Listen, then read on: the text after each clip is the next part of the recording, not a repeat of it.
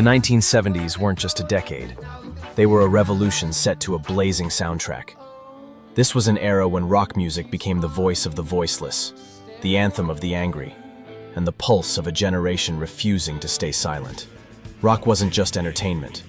It was pure, unfiltered rebellion, flowing through amplifiers and into the hearts of millions.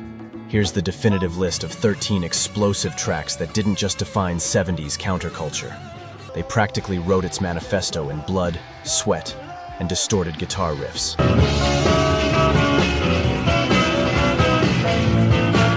Gimme Shelter, The Rolling Stones, 1969.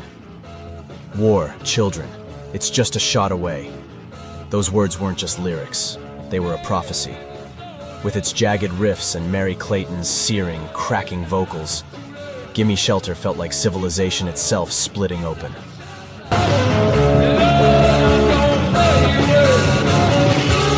Released at the dawn of the 70s, as Vietnam raged and protests filled the streets, it captured the dread of a world on edge. But Gimme Shelter wasn't just a song about fear. It was the sound of fear itself. The trembling guitar and unstable rhythm made it feel less like a performance and more like a documentary, a piece of musical journalism chronicling society's unraveling in real time.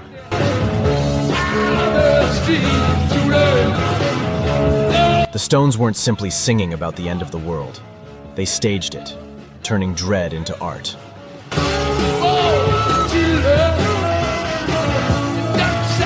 That dark vision turned chillingly real at the Altamont Free concert, where the band's performance became the soundtrack to a brutal murder. In that moment, prophecy and reality collided. Gimme Shelter wasn't just rock. It was a revelation of chaos, the sound of a decade bracing for collapse.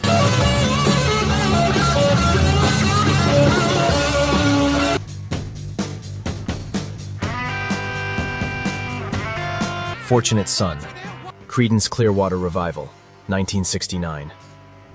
It ain't me, I ain't no senator's son. John Fogerty's voice cuts through this track like a rusty blade.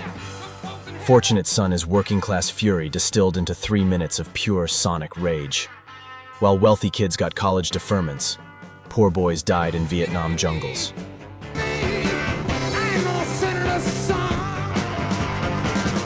Creedence Clearwater Revival didn't just write a protest song. They crafted a battle hymn for everyone who felt the system's boot on their neck. But its true genius lies in its brutal simplicity. No prog rock complexity, no elaborate studio tricks. Just 3 chords and a snarl that anyone with a cheap guitar could learn by afternoon and scream by nightfall. That accessibility turned it into more than music. It was a weapon. Every garage band could pick it up. Every voice could join in. And suddenly the resistance wasn't confined to rallies. It was echoing out of basements, bars, and barracks. Fortunate Son endures not only as a rallying cry against the Vietnam War and class inequality, but as proof that sometimes the most powerful protest isn't polished. It's raw, loud, and impossible to ignore.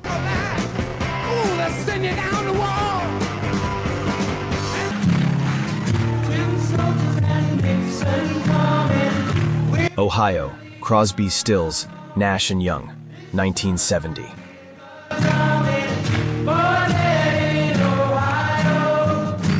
Four dead in Ohio. When the National Guard opened fire on unarmed students at Kent State, Neil Young turned America's horror into music before the shock had even settled. Seeing the haunting photos in Life magazine, he wrote "Ohio" in a burst of fury. And within days, Crosby, Stills, Nash and Young had it recorded. Within weeks, it was on the radio, raw, unfiltered grief and rage broadcast to millions. This wasn't just another protest song. It was urgent journalism set to guitars. Ohio moved faster than newspapers or TV, bypassing the establishment to tell a truth the government wanted buried.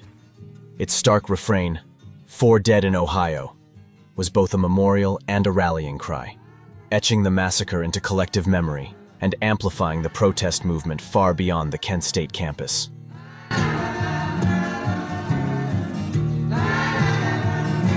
In that moment, rock proved it could be more than culture.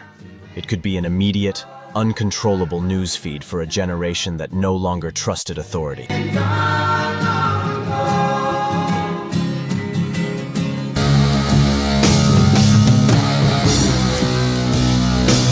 War Pigs, Black Sabbath, 1970. Generals gathered in their masses, just like witches at black masses. Black Sabbath didn't just go heavy, they went apocalyptic. War Pigs is what happens when working-class rage collides with supernatural dread. With Ozzy's unhinged wail and Tony Iommi's crushing riffs, the song didn't describe war. It sounded like the end of the world itself. Sorcerer, death construction. Politicians weren't merely corrupt. In Sabbath's vision, they were demons at a black mass, conjuring death and destruction for their own gain.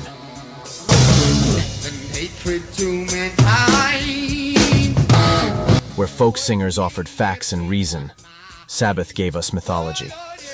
They weaponized fear, turning protest into something primal and cinematic. For working-class kids in the factories of Birmingham or the streets of Cleveland, this language of demons and doom resonated more deeply than statistics ever could. It transformed their sense of powerlessness into a grand, cathartic scream.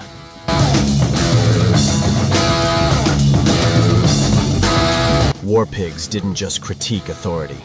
It redefined protest music itself, proving that heavy metal could be a voice of rebellion as fierce, vivid, and unignorable as any folk song of the era.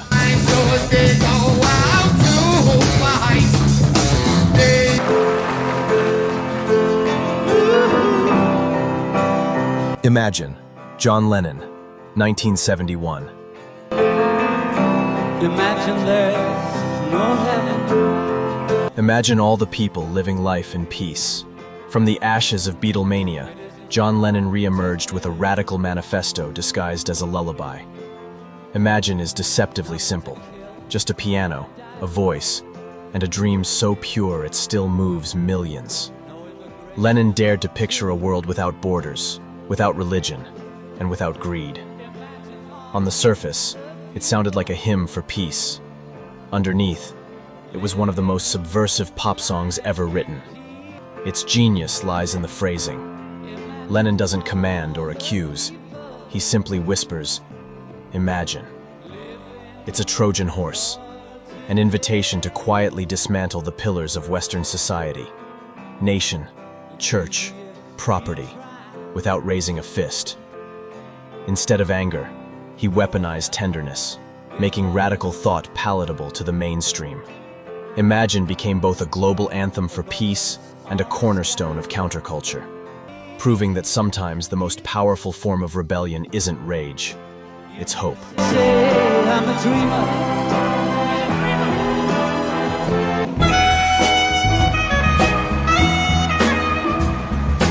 What's Going On? Marvin Gaye, 1971. Mother, mother, there. Mother, mother, there's too many of you crying. Marvin Gaye looked at an America tearing itself apart and responded with the most beautiful cry for help ever recorded. What's Going On wasn't an angry protest. It was heartbreak set to melody, love wrapped in silk strings and gospel truth. Gaye sang about war, police brutality, poverty, and even the environment. But his tone was never accusatory. Instead, he reminded a generation that revolution without empathy is just noise.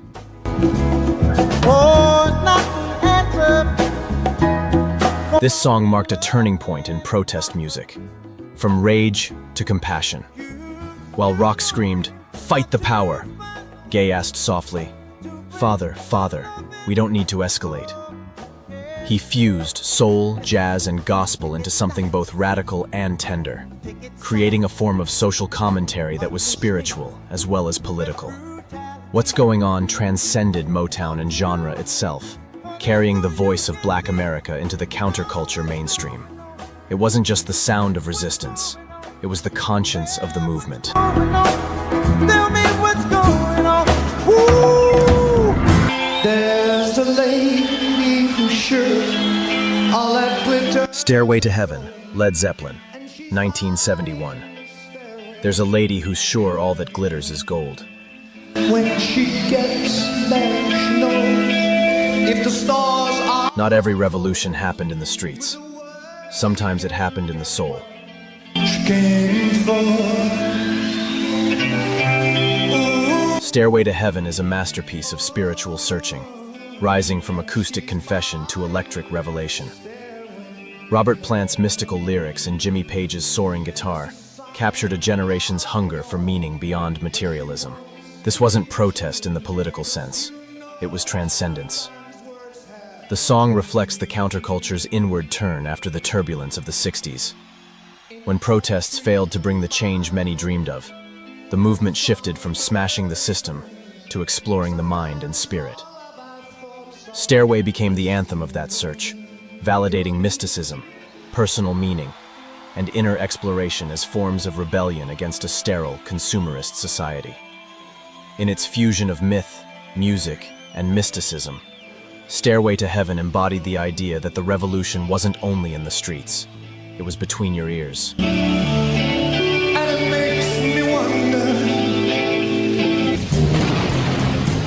Riders on the Storm, The Doors, 1971.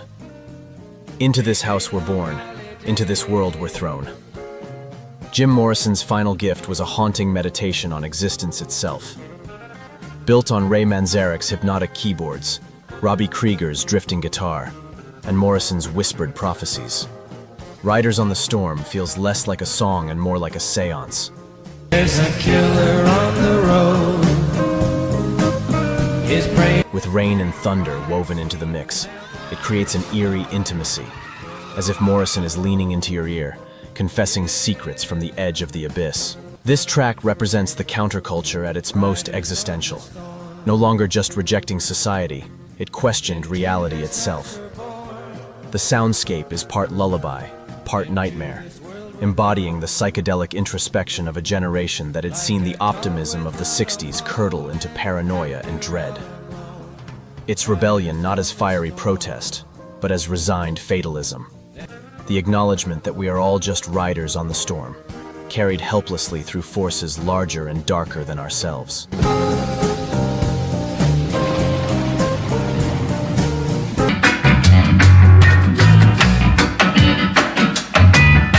Get Up, Stand Up, Bob Marley and the Wailers, 1973.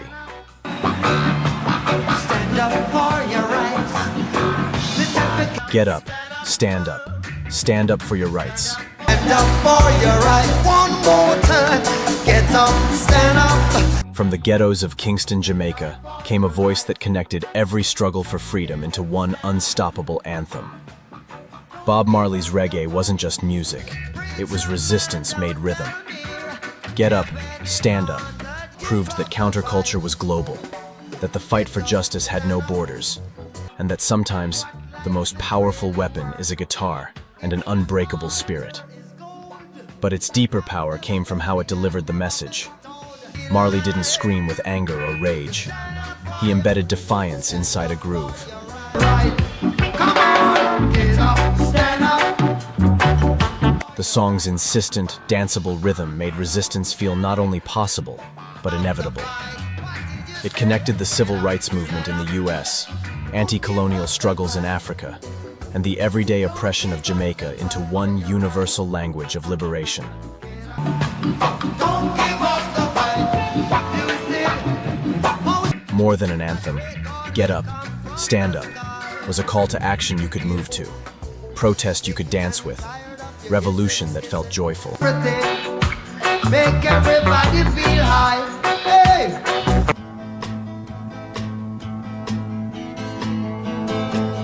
Hurricane, Bob Dylan, 1975. Here comes the story of the hurricane. Pistol shots ring out in a barroom night. Enter Betty Valentine. Dylan the poet became Dylan the journalist. Hurricane is an 8.5-minute legal brief set to a relentless groove, a masterclass in musical activism. Here comes the story of the hurricane. The man, the authority. Taking the story of wrongfully imprisoned boxer Reuben Hurricane Carter, Dylan didn't just sympathize. He meticulously laid out the case like a prosecutor, naming names, reconstructing the crime, and exposing systemic racism. He turned the listener into a jury member. What makes Hurricane extraordinary is how it blurred the line between art and evidence. Bodies lying there, there's Patty C. And another man named Bello moving around. This wasn't a protest song in broad strokes. It was forensic documentation with a backbeat. Robbing the register, I hope you understand. I saw them leave it. Dylan proved that music could serve as a courtroom, a newspaper expose, and a rallying cry all at once.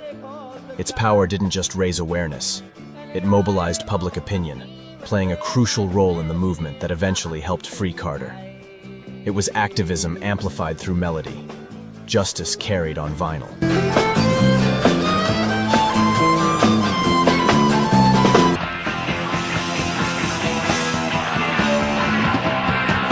Anarchy in the UK, Sex Pistols, 1976.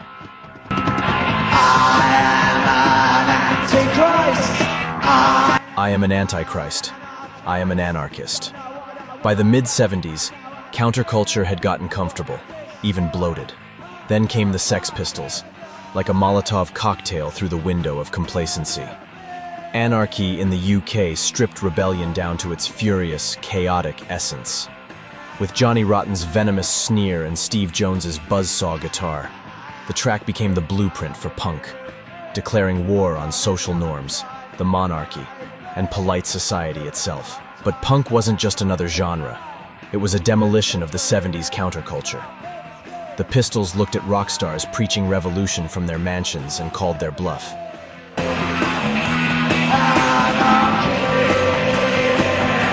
Anarchy in the UK rejected the hippie dream, prog rock excess, and the notion that music had to be art.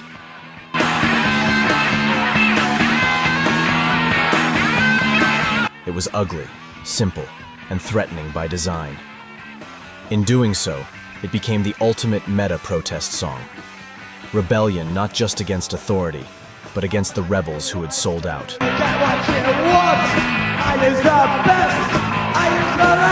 We don't need no education. Another Brick in the Wall, Part 2. Pink Floyd, 1979. We don't need no education. We don't need no thought control. Pink Floyd took every kid who ever felt crushed by the school system and handed them the ultimate anthem of educational rebellion. Another Brick in the Wall, Part 2, wasn't just a hit. It was a generational battle cry. Teachers leave them kids alone. With its iconic chorus, "We don't need no education," it became a global symbol of defiance against rigid conformity and a demand for a more liberating way to learn. Its banning in apartheid-era South Africa proved just how dangerous the establishment found its message.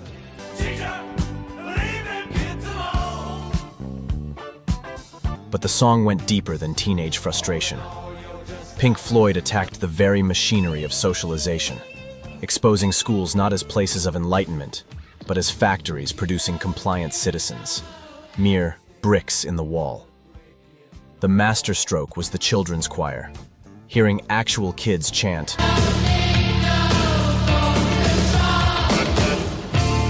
"We don't need no thought control," was far more chilling than any adult protest. It reframed education as a form of ideological conditioning, striking a nerve with a generation who felt processed rather than nurtured.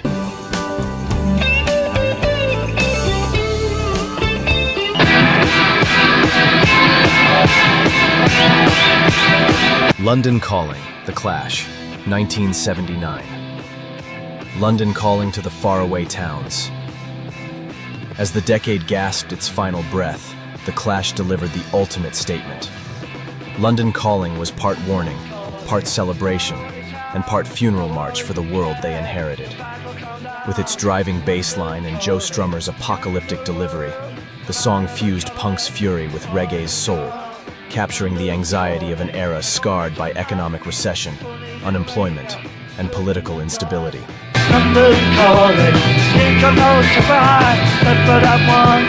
It wasn't just the sound of 1979.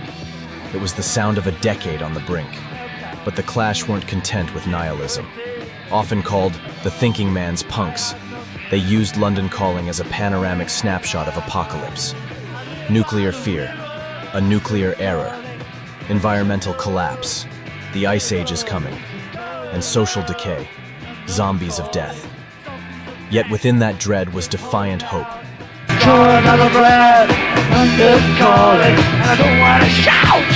By weaving punk with reggae, rockabilly, and even jazz influences, The Clash created a new musical language for resistance.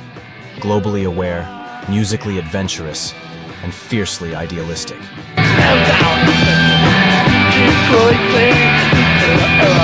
London Calling was both an ending and a beginning, closing the book on the 70s while sketching the blueprint for the future of rock rebellion.